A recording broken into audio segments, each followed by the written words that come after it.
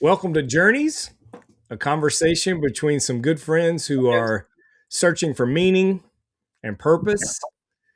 And we welcome you to our discussion. I'm Michael Lister. I'm a novelist, a singer songwriter, an inspirational speaker, and just all around great guy.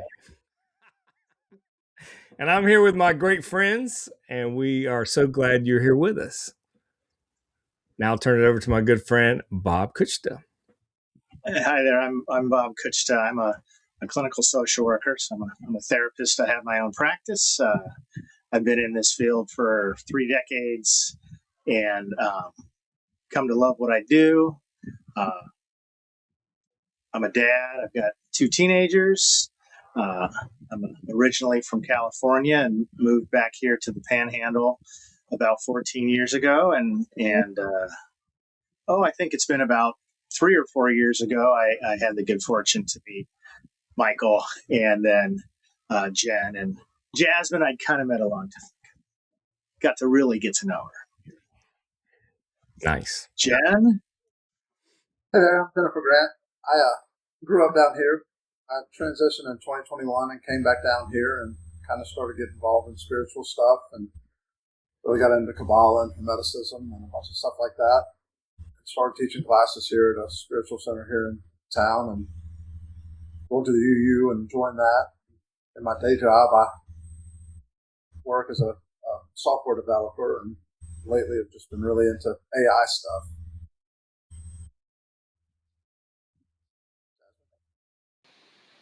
Nice. Hello. I am Jasmine Allen. On the way to becoming a clinical social worker, currently an outpatient therapist. Like Bob, about 3 decades in social work, and mostly in prevention settings, working with children and their families. And I grew up in a household where from a young age, I was volunteering. So although my mother probably would prefer that I became a doctor or a lawyer, it lent itself very well to social work. And I feel fortunate to love what I do every day. And I'm fortunate to know the 3 of you and be on this journey of life together. Excellent. All right. Well, another added piece of information is that Jasmine and Michael are engaged. And so that's another dimension. It's another dimension. Thank you. So I'm going to lead us off today. This last Sunday, I spoke at the Unitarian Universalist Fellowship that we're part of. And the topic I had come up with was called Fearlessness and Nonviolence. And the fearlessness part came from a book that I love. I call it my Tai Chi book. It's called There Are No Secrets.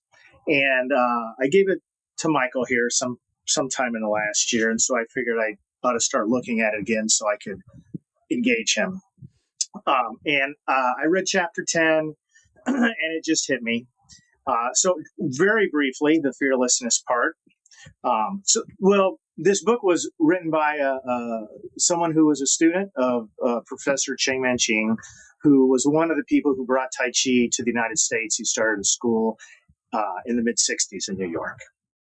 So this book is a bunch of little stories that are inspired by what he learned and experienced with Cheng Manching. So this one, it's called The 3 Fearlessnesses, and it's from a talk that the professor gave. It's a talk or a book, and then he reflects on it.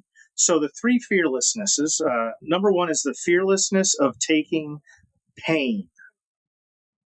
It says, if a person is afraid to take pain, then there is no hope for progress. And even though here it talks more about physiological pain, there is also an awareness that metaphorically this is also speaking about other pain. So fearless of taking pain. And a couple things that he said, the taking of pain is not self-denial. It is an expression of the Tao and is essentially about feeling good. Increasingly, I am aware of how on the psychological level I am afraid to take pain.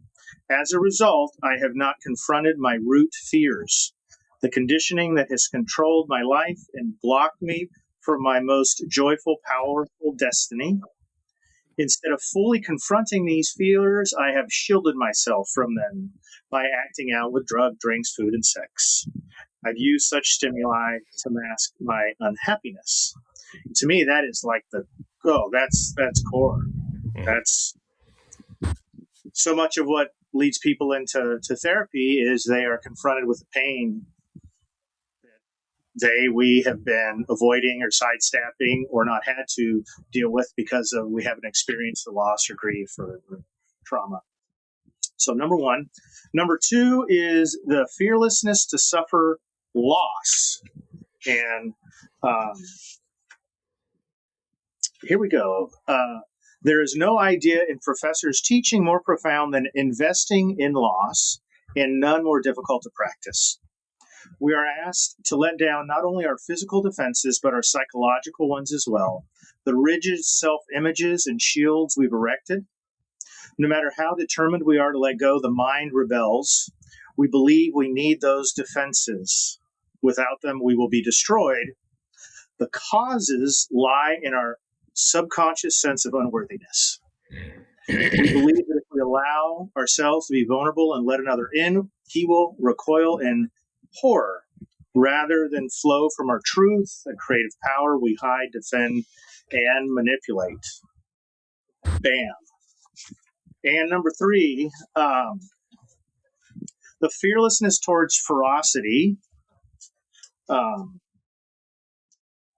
And again, kind of along the same lines, and he's speaking a little more metaphorical. When we are confronted by an attacker, more commonly by the image of an attacker, our tendency is to depersonalize and objectify the attacker as a monster, not a fellow human being full of fear and pain. We cannot see the small hurt child beneath the raging image of the mugger. And who knows what subconscious parental images are being triggered at the same moment. What we talk about and learn about in therapy, one of the things. And these images produce tension, anger, and fear, none of which are of any value in an appropriate martial response, or maybe in an open-hearted relationship response.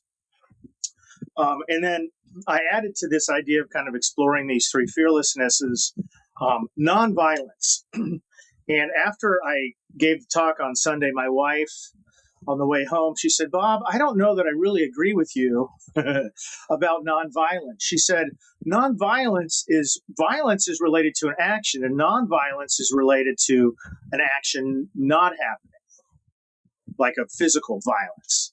And she said, "I think a better word would be aggression and non-aggression." So I guess what I'm really talking about is non-aggression. And this came from, I'm part of a consultation group, and one of the members of our peer consultation group has, just incredible knowledge and background in Buddhism. And the other day he was talking about nonviolence, but from the perspective of how we relate to each other and how we relate to ourselves. In the kind of attunement and listening and receptiveness we ideally are able to have and be with folks. And then at the same time, the way that on the inside, our dialogue, which is so often not even conscious, the way we speak to ourselves, the way those internal voices, the way those internal parts begin manifesting that at times can be aggressive. And then we start shrinking, and some of the different things that I was talking about with the fearlessnesses. So let me just jump in real quick, and then we'll get to some of the other things. But to me, I always think of nonviolence as an action, not the absence of an action, because I think of it in terms of Dr. King's movement, which is we are going to protest, we are going to take actions, but with the practice of nonviolence. And of course, that came from Gandhi, so I see it as very much as an action. So it's interesting. Her take was it's not an action. Well, I think I misspoke. Thanks. This was for her, nonviolence is in response to violence, physical violence. So nonviolence is a response to physical violence. violence. And of course, a lot of what I was speaking about and talking about wasn't physical violence, but right.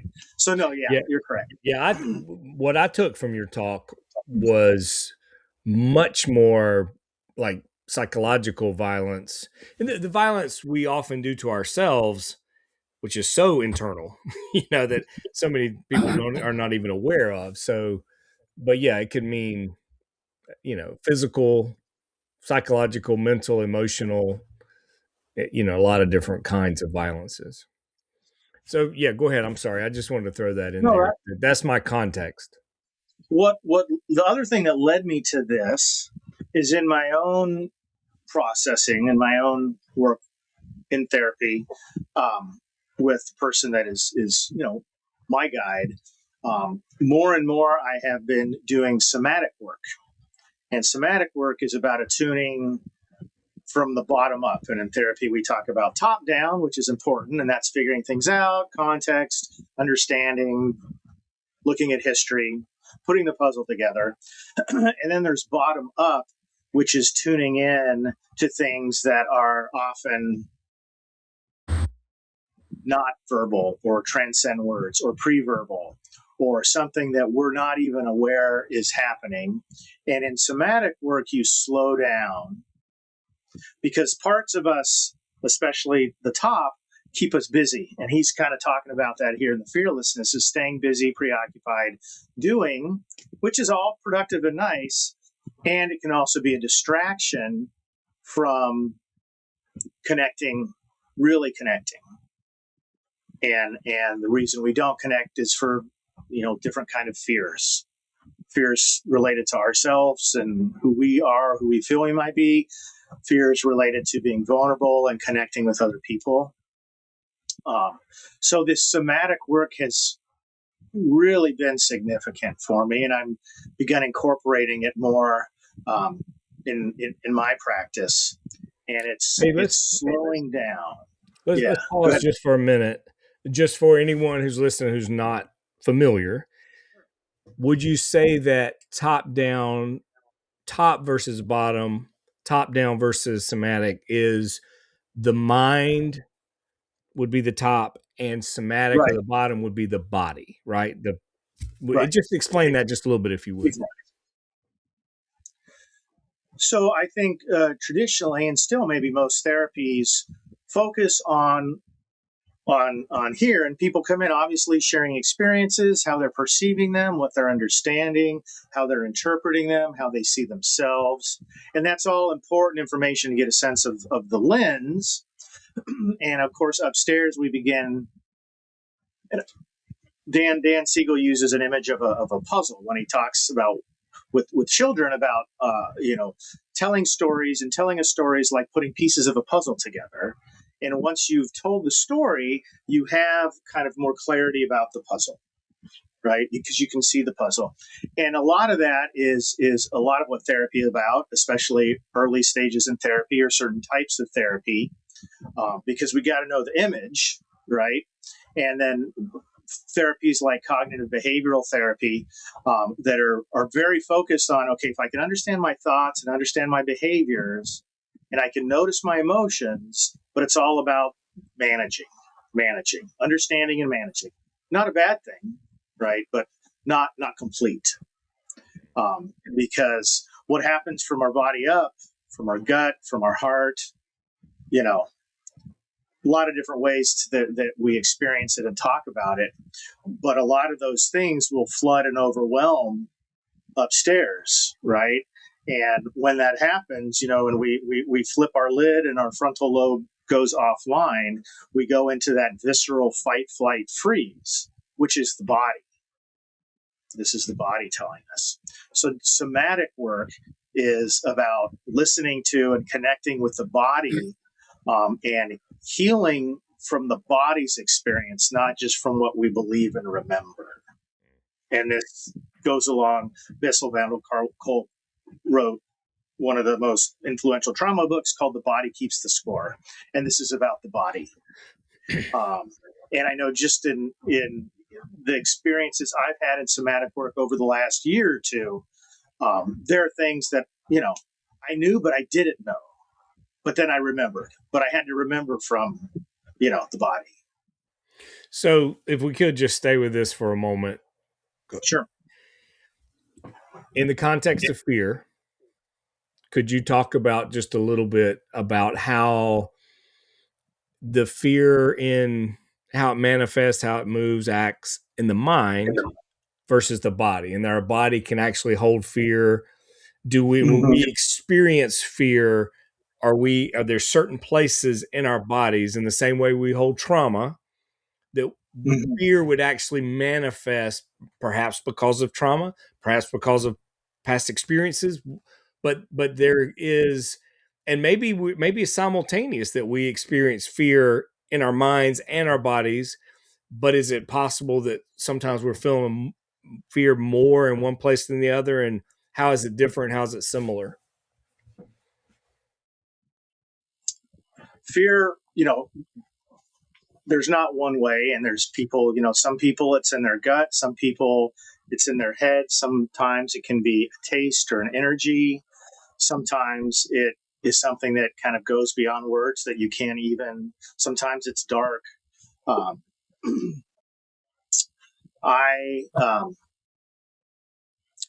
I have been doing in the somatic work that I have been doing is learning to be and practice being more present to my somatic experiences of fear. Because human nature is stay away from discomfort, stay away from fear, stay away from pain. So the managers and protectors do what they can to keep that contained and down so I can function, right? So I'm not exposed. The healing process, or I believe a significant part of the healing process, is going to those parts and places where that fear is still held and it is still very powerful, and being with them. And it's not so much about overcoming fear as it is about being with the parts of us that feel fear and nurturing a sense of trust. Just like a mother and a child who's afraid, and a mother or father is just with them. Now, it may be triggering the parent's own fears, and that's a whole other story, right? But, the ideal parent is able to self-contain and regulate themselves and be present to a very dysregulated, fearful child. And in the internal therapeutic process, that we call it self-energy and IFS, but that true self, best self, highest self, heart, love, being present to the young, vulnerable, hurt parts of us that are still afraid. And that's where there is healing and a sense of an integration. So we're talking about integrating parts of us that we have cut off from. And that's, again, a fair amount of what he was talking about with the fearlessness is how we cut off, or we don't access, or how we ignore and forget. And in the process, we stay relatively cut off, or we're limited. We're limited. So you're talking about 30 minutes, Michael. Sorry, this isn't going to be 30 minutes, or this is going to be a two-parter. True. I'm sorry, Jim. What were you saying? I was going to say, I never really realized the nervous system was part of your whole feeling and emotions and stuff until last year. And and the more I've become aware of it, the more I've come up with fascia, which is like a connective tissue that's underneath the skin between your skin and your tendons and everything. And it's all tied into the nervous system, and how much that holds on to emotions. And you ask about things, and a lot of times you'll say that a lot of emotions are stored in your hips. So people that have sex will have emotional outcries because it releases something in their hip muscles, that fascia and stuff that's around there that causes that. And when you sit down, one of my big things is just picking up a phone and scrolling it. And I realize that's whenever I get this feeling in my body, which I never was aware of before, but I get this discomfort in my body that's coming up, and it makes me pick up a phone. And I think that's what a lot of the emotional eating comes from. And, smoking or drinking or whatever anybody does comes because you get these feelings in your body that are uncomfortable. and you do something to get rid of them. And when you start to sit with them, it's really kind of hard, even when you're aware of it, to sit with it and not reach for something to not make it go away, but you don't notice it. And like I started doing this thing where I just set my phone down, don't have a drink, don't have any food, and sit there for. I was trying for 30 minutes, and it's hard to sit there for 30 minutes still, not meditating, not thinking about anything, just to sit there and like look around the room, and you start to feel that in your body, the stuff that comes up and the discomfort. One of the things Bob mentioned from the book is pain. And we do often try to avoid pain. I think the human experience is often trying to maximize pleasure and minimize pain. And I certainly have lived a life that has done that to a certain extent. Heated. Right. Heated.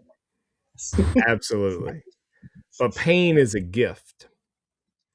And I read a book years ago called The Gift of Pain. And one of the examples in the book was there are people who can't feel pain. And all the horrible things that happens to them because they're not aware of pain.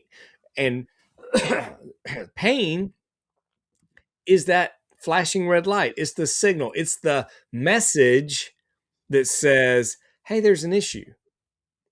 Perhaps you should go to the doctor because of that pain. Perhaps you should go to a counselor because of that other pain.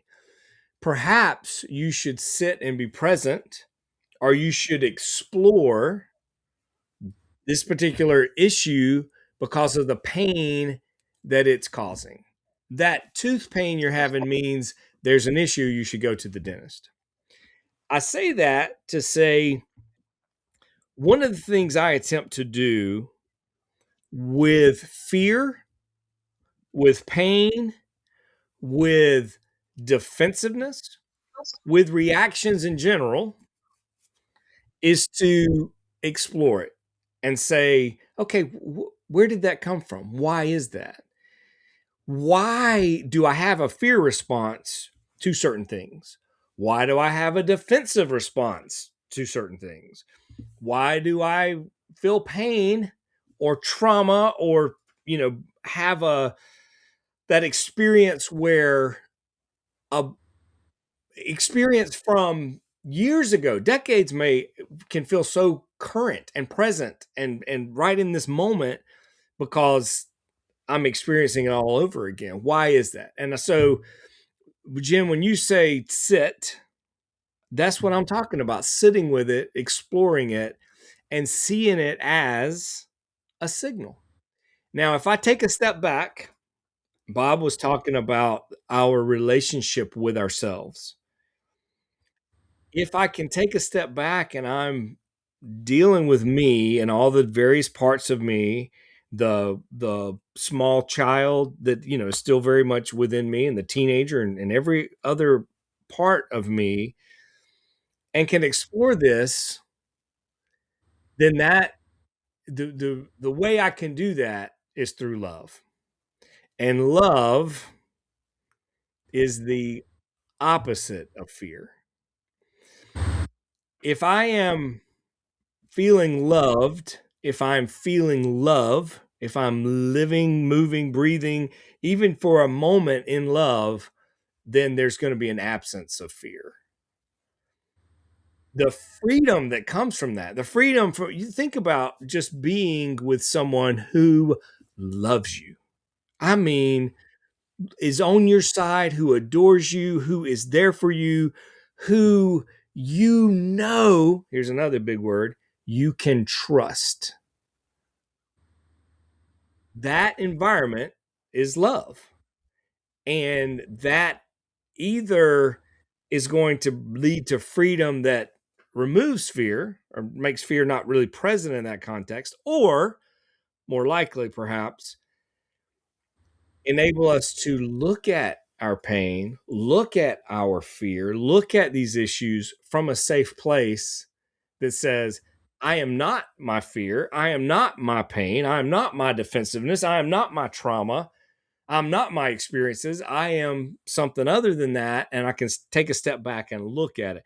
That's the kind of freedom I think that genuine, unconditional love that I think starts from within, and us being able to give that to ourselves is the first step. Probably receiving it from someone else and then doing that for ourselves, and then that leads to us being able to do that for others.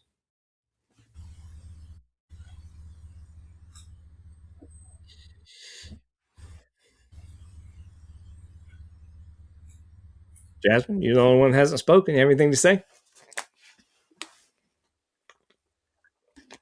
Not yet. Still, Not yet. Is that what you said? Okay. yes. I just didn't hear you.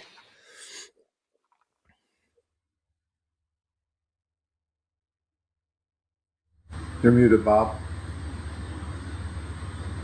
Hey, Bob, I think your mic is muted. Are you? Wow. There you go. Damn it. The I most was just, profound thing you said, it was muted. there it goes, out the window. Sorry. Delete this. Let's start over again. I never make mistakes. So, so Jasmine, I what I wanted to ask you was, as a woman, as a minority, um, just curious about how that has maybe flavored fear and violence or nonviolence or aggression, and how something like these topics lands for you, or maybe it lands closely and you're not quite.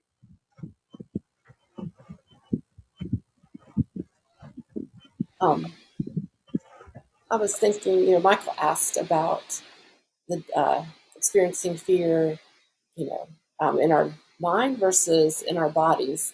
I have, clients between the ages of 4 and late 40s currently, but a lot of young children.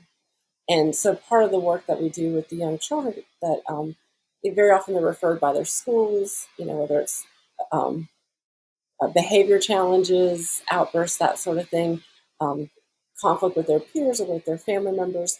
Part of the work that we do is helping them learn to slow down, like Bob was talking about, and recognize, even as a young child, where in my body, we have an activity I do with them, where do I feel? And they color parts of their body and illustrate. And it takes a little bit of work of getting them to pay attention to what they're feeling in their body and recognize, because that fight or flight or fight, flight, fawn, freeze.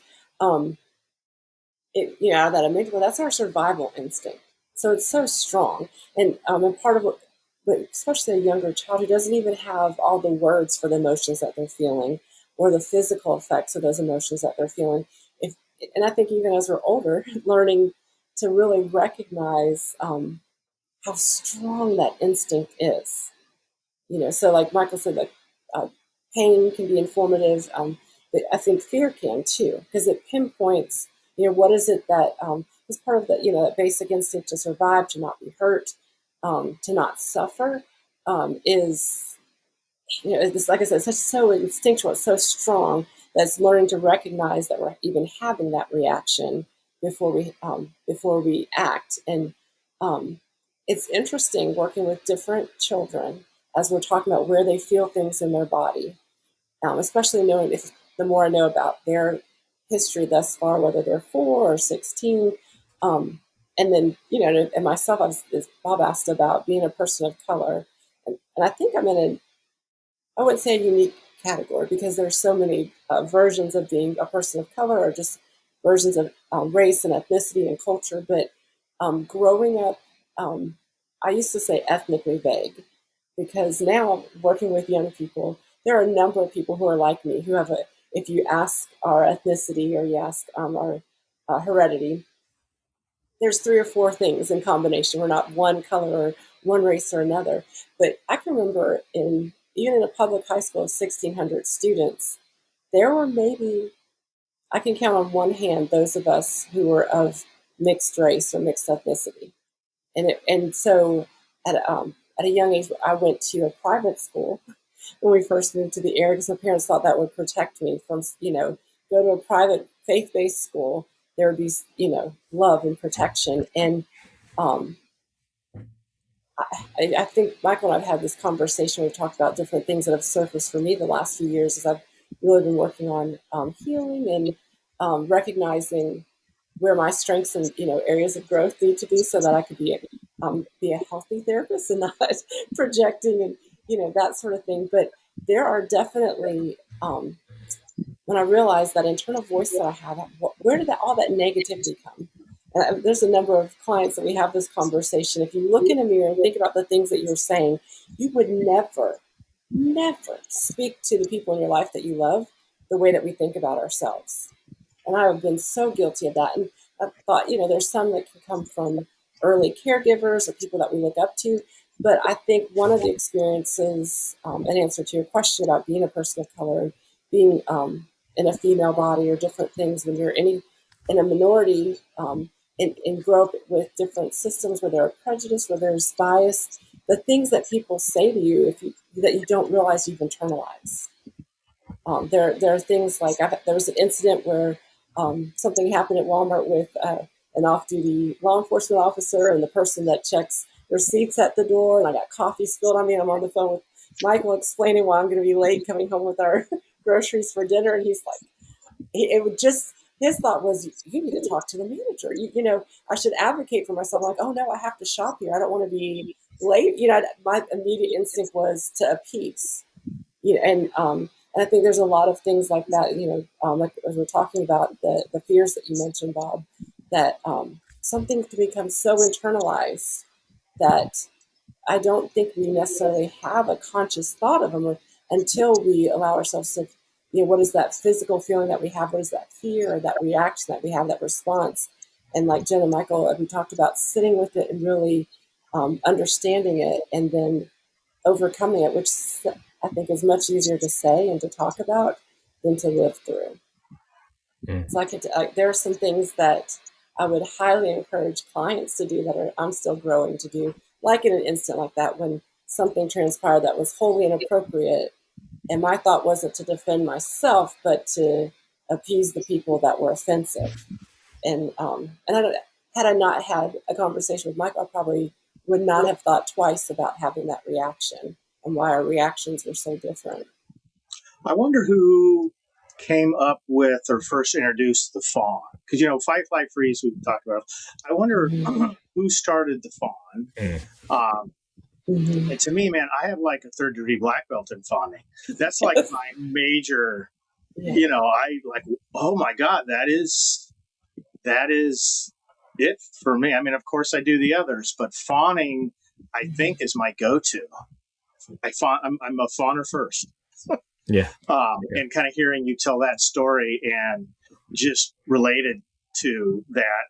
And maybe for many of us that become, social workers, therapists, it's because we were so good at fawning that we listen and we, we're so relatable and understanding. Yes.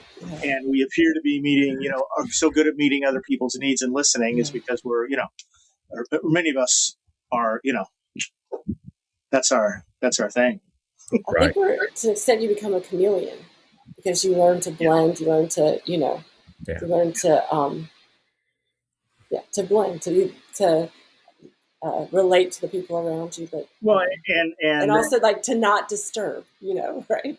To not ruffle feathers or. Yeah. And if we're talking about also kind of identity and who am I think a fair amount of folks, especially folks who tend to be the pleasers, fawning, who am I? I have a hard time identifying who I am outside of the context of another person because so much of me is attuning to.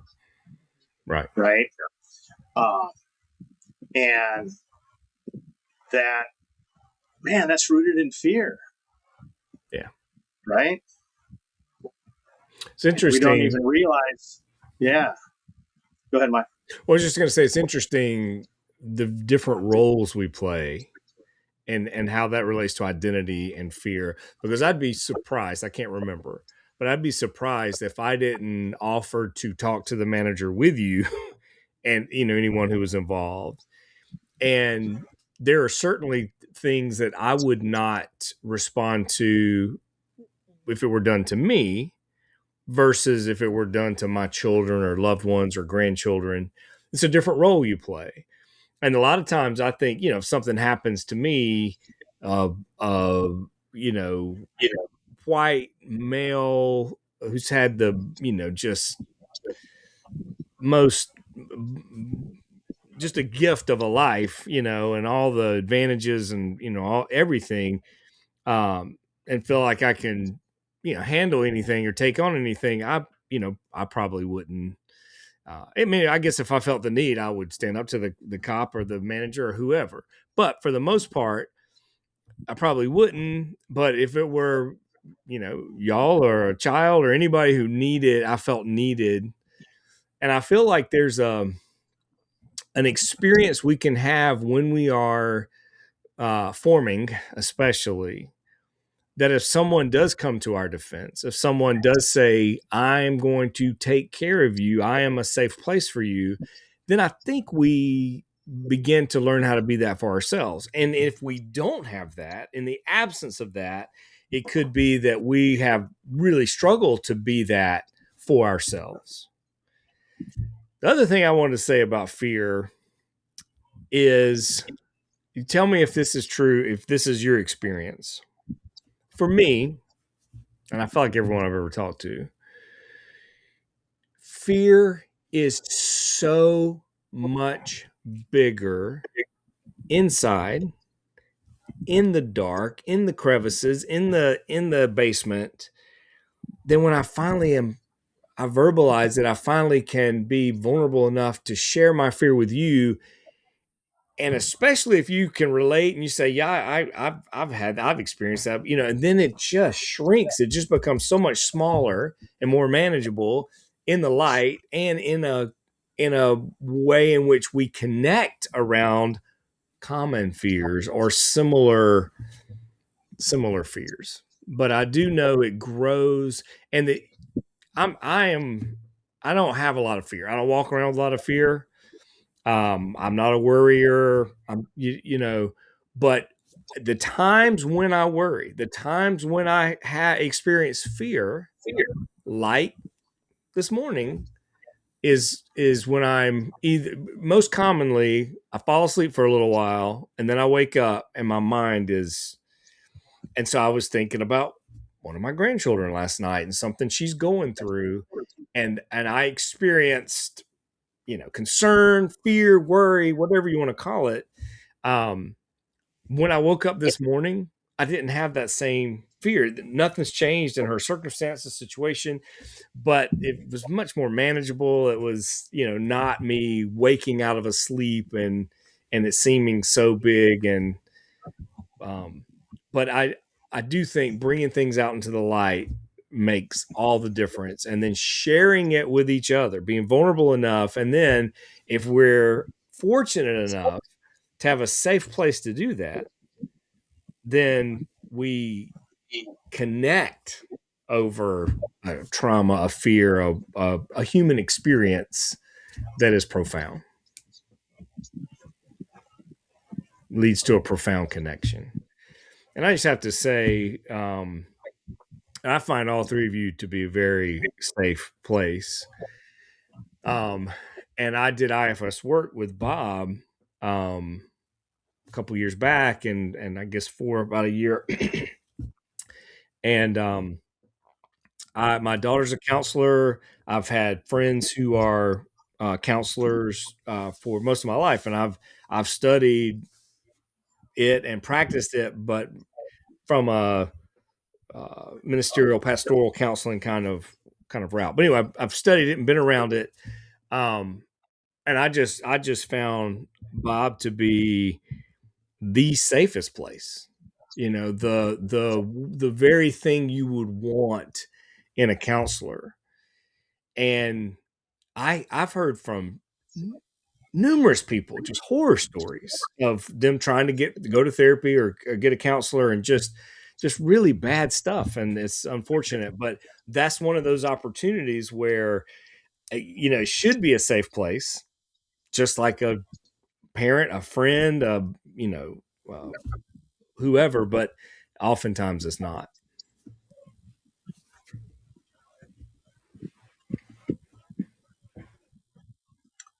Violence is in the eye of the beholder, right? It's completely in the eye of the beholder. Uh, I recently started working with a young woman who experienced a sexual assault, Mm. and it was recent. Uh, and I was glad for my experience in my past and my training and all that stuff, because it reminded me about safety as number one, and it essentially no agenda, allowing her to decide what we do and don't talk about, if she wants to hear from me or not, right? If it's okay for me to ask her a question, and that it's always okay for her to say no, right? And also the pace in which I speak with her is slower. Yeah. Um, and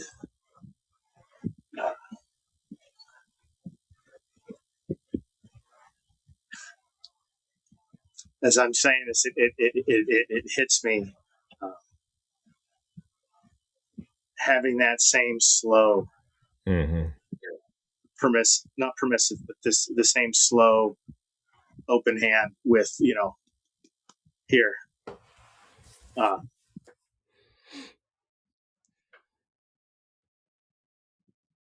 The safety yeah. comes from, I just picture, let's just say a child, but it could be an adult, but taking someone into your arms, your heart is not racing, you're not upset, and you can absorb their upsetness, their that slow and steady heartbeat of yours, that calm. What you just described, Bob, was creating a safe space. And if I'm fearful and anxious and all these things, if I step into that safe space, there's an immediate kind of, oh, there's something different here. And it shows me there is another way. I don't have to stay in this state. And again, if we can provide that for others as it was provided for us, then they, just like we, can get to the place, hopefully, where we provide it for ourselves.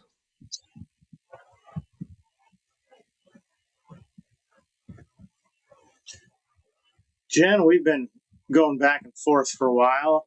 Just wanted to check in with you before we kind of wrap up here. I think you're muted. You're on mute just like I was. I'm not the only one. She did that where you wouldn't feel bad. Yeah. I want to make you feel better. That's right. Thank you. So, listen to what Michael said about, growing up a white male and not having a lot of restrictions and actually being told you can do anything. And, Jasmine, her experience of being a woman, especially, I see it more in women, that just things that we call normal life, they look at audacity sometimes. Like, you had the audacity just to say what you feel or do what you mean. And I mean, that's a gift that especially being a white male, you get, that you take for granted, that not everybody has that ability to just say, no, I don't want to do this, or no, I don't agree with that, or say, I'm not going to take that from you. They kind of have had to go the opposite way and do the fawn, like Bob was talking about. And it's sad because it's stuff that's not even controversial, but to them it is, and it's hard to deal with that, and hard to make them see it's okay to to take up space and to be a little bit bigger and not have to shrink all the time. Right.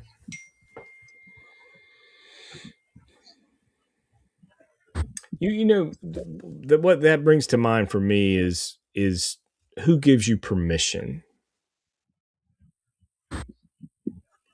And if we're walking around feeling like someone needs to give us permission to feel certain things, to say certain things, to be, who's responsible for that? Who do we think has to give us permission to be fearless enough to chase a dream, to uh, venture into a new business, career, relationship, whatever, expression, artistic expression?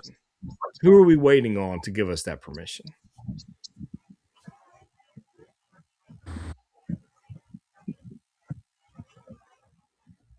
Who do we believe has the power?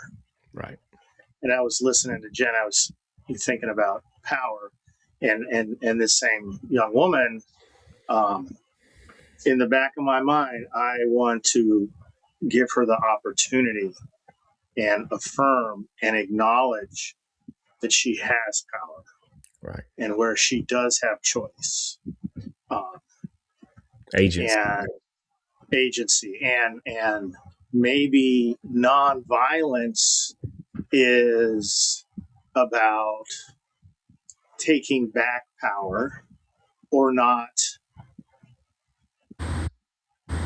asserting some kind of power over. And then how do I become aware? Because we all are we all do that in one way or another.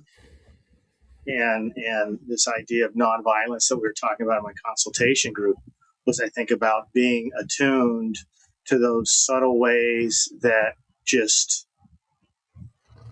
you might naturally use power, even though intention might be good, but be very conscious of the use of your power in relationship to others, right? A mistake I've made many, many times, and I've worked on and continue to, is not trying to be the rescuer, the savior, the white knight with, and wanting to be that safe place, like safe for my children as they're growing up. There's a time for that. But there's also a time where they need to be completely free to make mistakes, free to find their own path, and not feel the need to save, to rescue, to abuse my power, relative power in that situation. There were times where, felt the need to step in. Maybe there was a safety issue, but there were other times where I stepped in and could be seen as an overreach, but also taking away of power by exercising power. And so if we can, what I'm trying to do, trying to learn, trying to be, is a safe place, even that I'm safe in not saving, rescuing, doing too much, so that those that are in my sphere and maybe even are struggling or needing something, it's not mine to give. It is at best, maybe I can create a safe space, but where they can do exactly what Bob was describing. But that definitely have made that mistake over and over and over again. So kind of bringing this around and wrapping this up, kind of going off of what Michael was saying in talking about fearlessness. And fearlessness may be a non-action, because I think, Michael, you were talking about intentionally doing a non-action instead of trying to, just allowing, right? And working with fear, befriending fear is a non-active, receptive, welcoming state that I guess is the epitome of nonviolence or non-aggression. Well, this was great. I'm so glad we finally got back together. I know this is our first official recording, but as we're talking, I'm thinking of the other times that we've been meeting and some of the other things we've talked about, and how I think the four of us could probably riff off of all these different things and just keep talking for days. Sure. So I'm so glad that I have a place and a space to be able to do that and feel welcomed to do that with you all. Yeah. Thank you so much for leading. Looking forward to next week. All right. Thank you. Thank you so much.